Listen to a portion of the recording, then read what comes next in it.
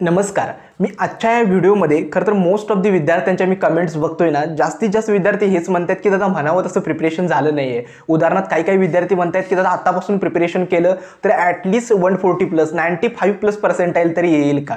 लक्षात ठेवा की आता 2 वर्ष काही विद्यार्थ्यांनी चांगला अभ्यास केलेला आहे आणि काही विद्यार्थी असे पण आहेत की त्यांनी ठरवलं आहे की मी फक्त बोर्ड्स नंतर एक्झाम प्रिपरेशन करणार आहे. जर विद्यार्थी बोर्ड्स नंतर प्रिपरेशन करणार असतील ना, तर त्यांच्यासाठी मी स्ट्रॅटेजी व्हिडिओ बोर्ड्स एक्झाम नंतर बनवणारच आहे. परंतु जे विद्यार्थ्यांना वाटतं की माझी प्रिपरेशन या 2 वर्षांमध्ये किंवा अजूनपर्यंत तरी सीईटीची प्रिपरेशन म्हणावी तशी झालेली नाही आहे, मग आता येणाऱ्या वेळेमध्ये मी जर चांगलं प्रिपरेशन केलं तर पुढच्या 3 महिन्यांमध्ये मी 140+ स्कोर करू शकतो का, यासाठी एक बेस्ट स्ट्रॅटेजी आणि रोडमॅप मी पुढच्या 3 महिन्यांचा मी आजच्या या व्हिडिओमध्ये सांगणार आहे. लक्षात ठेवा, आजच्या या व्हिडिओमध्ये मी सिंपल 5 स्टेप्समध्ये सांगितले की कोणकोणत्या स्ट्रॅटेजीज आहेत ज्या मी स्वतः फॉलो केल्या होत्या, जेणेकरून तुम्हाला या येणाऱ्या वेळेचा जास्तीत जास्त बेनिफिट घेऊन तुमचा स्कोर इम्प्रूव्ह होईल. लक्षात ठेवा, आजचा हा व्हिडिओ एंडिंगपर्यंत नक्की बघा. चॅनलला लाईक करा, शेअर करा आणि सबस्क्राईब करा, आपल्या मित्रांपर्यंतही पोहोचवा. तर सुरुवात करूया आजच्या या नवीन व्हिडिओला. सुरुवातीला लक्षात ठेवा, येणारा हा जो वेळ आहे ना, तो पूर्ण एक्झाम्सने भरलेला आहे. आता तुमची जेईई मेन्सचा पहिला अटेम्प्ट येतोय, त्यानंतर तुमची बोर्ड्स एक्झाम येते, त्यानंतर तुमचा जेईई मेन्सचा सेकंड अटेम्प्ट येतोय आणि त्यानंतर मग सीईटी आहे. म्हणजेच काय, या गोष्टींमध्ये तुम्हाला बॅलन्स ठेवणं खूप गरजेचं आहे. का, कारण का एखाद्या वेळी जर तुम्ही बोर्ड्सकडे मॅक्सिमम फोकस केला, नंतर वाटायला लागतं की मी सीईटीचा अभ्यास थोडा मागे पडतोय, सीईटीकडे केला तर वाटतं की बोर्ड्सचा पडतोय, जेईई मेन्स देऊ की सीईटीवर फोकस करू, या सगळ्या गोष्टींमध्ये तुमच्या मनामध्ये कन्फ्युजन आहे आणि मोस्ट ऑफ दी पालकांमध्ये सुद्धा कन्फ्युजन आहे. आता एक तुम्हाला सांगतो, सुरुवातीची पहिली स्टेप्स मी तुम्हाला सांगणार आहे. मी ज्या 5 स्टेप्स सांगणार आहे त्यामध्ये पहिली स्टेप काय आहे, तुम्हाला आजच म्हणजे ज्यावेळी तुम्ही आता हा व्हिडिओ बघताय ना, तुम्ही इतकंच काम करा की पहिली स्टेप आहे तुम्ही स्वतःला ॲनालाइज करा. हे यासाठी सांगतोय, लक्षात ठेवा, एक मी लास्ट इयरपासून बघतोय ना, विद्यार्थ्यांचा एक छोटीशी गोष्ट मी नेहमी सांगतोय की तुम्ही तुमचा परफॉर्मन्स इव्हॅल्युएट करा आणि तो परफॉर्मन्स तुम्ही इम्प्रूव्ह करायचा प्रयत्न करा. त्यामुळे पहिलं काम तुम्हाला आता काय करायचं आहे, एक तुम्ही कागद घेऊ शकता, शीट घ्या आणि त्यावरती एवढंच करा की तुमचं आतापर्यंतचं प्रिपरेशन किती झाले ते सगळं तुम्हाला नोट डाऊन करून झाले. भलेही ते प्रिपरेशन कोणताही चॅप्टर नाही झालेला असेल, PYQs नाही सॉल्व्ह झाले तर चालतील, परंतु ॲटलिस्ट तुम्हाला समजेल की तुम्ही कुठं स्टँड करताय. हे खूप महत्त्वाचं आहे. त्यामुळे तुम्हाला आज काय करायचं आहे, तर तुम्हाला एक कागद घ्यायचा आणि त्याच्यावरती फक्त 3 सेक्शन बनवायचे आहेत, फिजिक्स, केमिस्ट्री, मॅथमॅटिक्स. फिजिक्सचे तुमचे किती धडे, तुम्ही किती चॅप्टर्स तुमचे चांगले बऱ्यापैकी कव्हर आहेत, स्ट्रॉंगली कोणते कव्हर केले, वीक कोणते चॅप्टर्स आहेत, कोणते चॅप्टर्स असे आहेत त्यांना तुम्ही काहीही अजून ते बघितलं नाही, हे सगळे तुम्हाला नोट डाऊन करायचं. हे सगळं फिजिक्ससाठी, केमिस्ट्री आणि मॅथमॅटिक्स. ही झाली पहिलं म्हणजे काय, स्वतःला ॲनालाइज करा. दुसरं म्हणजे काय, तर ॲनालाइज करताना तुम्ही तुमचं आतापर्यंतचं टाइम टेबल कसं फॉलो करतात. म्हणजेच काय, समजा तुम्ही एखादं टाइम टेबल बनवलेलं आहे, ते टाइम टेबल तुम्ही अप्रॉक्सिमेटली किती फॉलो होते. एक गोष्ट मी तुम्हाला नेहमी सांगत असतो की लक्षात ठेवा, टाइम टेबल ज्यावेळी आपण बनवतो ना, ते तुम्ही शुअर नसता की ते 100% फॉलो होईलच असं नाही आहे. आणि मोस्ट ऑफ दी विद्यार्थ्यांचं टाइम टेबल 100% कोणाचं फॉलो होतच नाही. ॲटलिस्ट 70 किंवा 70% जर तुम्ही टाइम टेबल फॉलो करताय ना, तुम्ही चांगल्या म्हणजे एका चांगल्या बेस्ट टाइम टेबलचं फॉलो करताय. लक्षात ठेवा, 100% टाइम टेबल फॉलो करण्यापेक्षा मला वाटतं तुम्ही मॅक्सिमम ते टाइम टेबल फॉलो करण्याची जी स्पीड आहे ती तुम्ही इम्प्रूव्ह करत जा.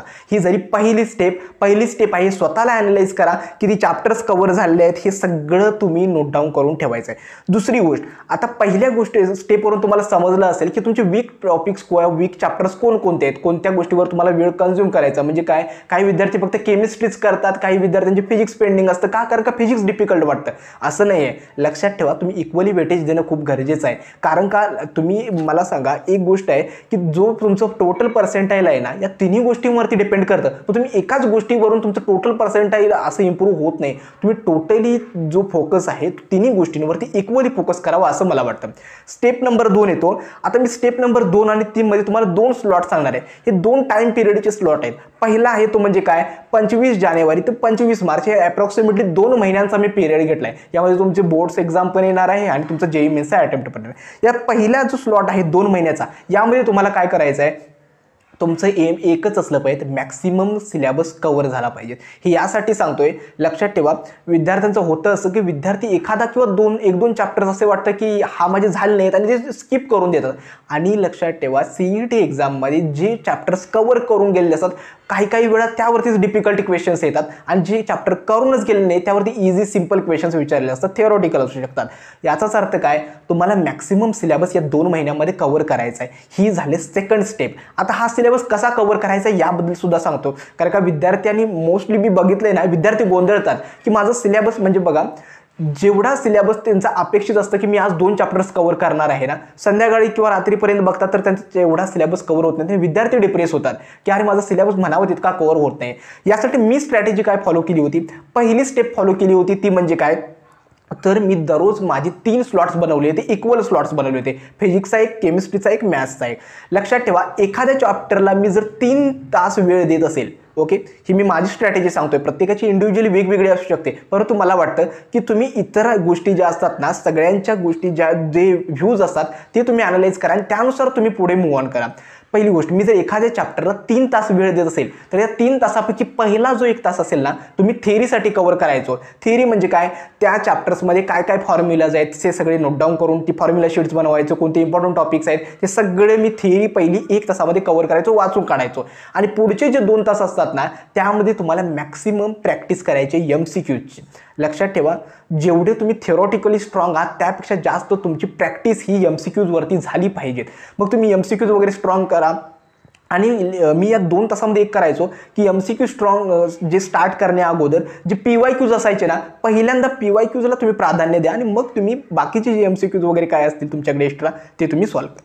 ही झाला स्लॉट नंबर 1. स्लॉट नंबर 1 मध्ये इतकंच सांगितलंय की 25 जानेवारी ते 25 मार्चमध्ये तुम्हाला मॅक्सिमम सिलेबस कव्हर करायचा आहे. सेलेला सिलेबसवरती MCQज प्रॅक्टिस मॅक्सिमम झाली पाहिजे. हा झाला स्लॉट नंबर 2.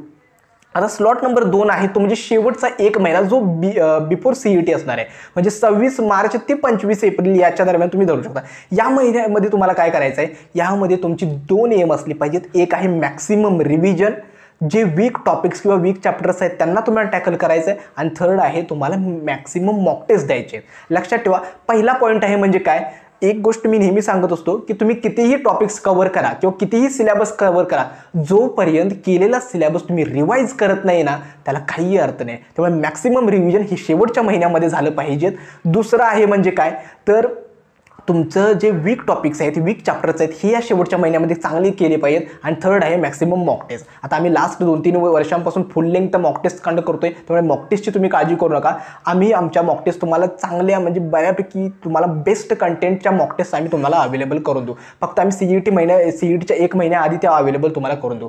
आता थर्ड आहे सगळ्यात महत्त्वाचं म्हणजे काय, तर थर्ड स्टेप आहे तुमचं एक टाईम टेबल. मी मॅक्सिमम मगाशीच सांगितलं की टाईम टेबल तुमचं कम्प्लिटली फॉलो नाही झालं चालेल, मॅक्सिमम तुम्ही ते टाइम टेबल फॉलो करायचा प्रयत्न करा. प्रत्येक विद्यार्थ्याच्या इंडिव्हिज्युअलचं टाइम टेबल वेगळं असतं. काही विद्यार्थ्यांना रात्री अभ्यास करायला आवडतं, काही जणांना सकाळी लवकर उठून अभ्यास करायला आवडतं. त्यामुळे प्रत्येकाने स्वतःचं एक आयडियलाइज टाइम टेबल बनवा, जे मी पुढचे 3 महिने फॉलो करणार आहे असं तुम्हाला टाइम टेबल बनवायचं आहे. मला वाटतं विद्यार्थी काही म्हणतात की टाइम टेबल काय फॉलो करायला पाहिजे. मी पुढचा जो व्हिडिओ आहे ना तो टाइम टेबलवरच बनवेल. टाइम टेबल मी माझं टाइम टेबल कोणतं फॉलो केलं होतं जेणेकरून मी 99.07 इतकं पर्सेंटाइल स्कोर करून मी आज PICTमध्ये शिकत आहे.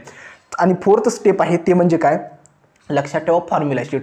ही जी फोर्थ स्टेप आहे ना, ही फॉर्म्युला शीट मी यासाठी सांगतोय, ज्यावेळी तुम्ही आतापासून समजा 0 लेवलपासून जरी प्रिपरेशन करतात तर सांगितलं पुढच्या 2 महिन्यामध्ये तुम्हाला मॅक्सिमम सिलेबस कव्हर करायचा आहे, नंतर मध्ये रिव्हिजन करून मॉक टेस्ट द्यायचे आहेत. मग आता फॉर्म्युला शीट्स म्हणजे काय, आता ज्यावेळी तुम्ही एखादा टॉपिक्स कव्हर करताय, ओके, त्याच वेळी त्यातले इम्पॉर्टंट टॉपिक्स किंवा वाटतं की एखादी रिॲक्शन आहे ऑर्गॅनिक केमिस्ट्रीमध्ये जी 2 वर्ष किंवा रिपीट होते, जी इम्पॉर्टंट आहे, ती तुम्हाला एका शीटवरती नोट डाऊन करून ठेवायची आहे. आणि त्या शीट्सने फॉर्म्युला शीट्स बनवा. प्रत्येक चॅप्टरची एक फॉर्म्युला शीट असणार आहे. मग तुम्ही एका पेजवरती पूर्ण चॅप्टर समराईज करू शकता किंवा 2 पेज वापरू शकता. आणि ट्राय करा ज्या शीट्स तुम्ही फॉर्म्युला शीट्स बनवले आहेत ना त्या तुमच्या स्टडी टेबलच्या समोर चिकटवा, जेणेकरून तुम्हाला समजेल की म्हणजे तुम्ही रिवाइज कराल, तुमच्या सतत ते डोळ्यासमोर राहील.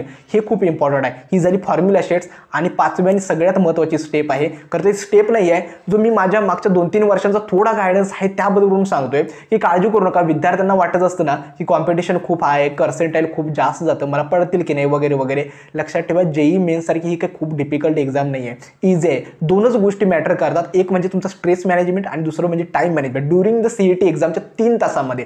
मग आत्तापासूनच लक्षात ठेवा, तुम्हाला त्या प्रेशरमध्ये त्या टाईममध्ये MCQ सॉल्व्ह करण्याची प्रॅक्टिस झाली पाहिजे. म्हणून आतापासून तुम्ही काय करा, मी सांगितलं की त्या 3 तासामध्ये तुम्हाला 2 तास MCQची प्रॅक्टिस करायची आहे. मग 2 तास MCQ प्रॅक्टिस करताना तुम्ही छोटे छोटे स्लॉट्स बनवा, 30 मिनिटाचे, 40 मिनिटाचे, आणि पर्टिक्युलर MCQज पिक करा की मी 30 मिनिटामध्ये हे 35 किंवा 25 MCQ सॉल्व्ह करणार आहेत.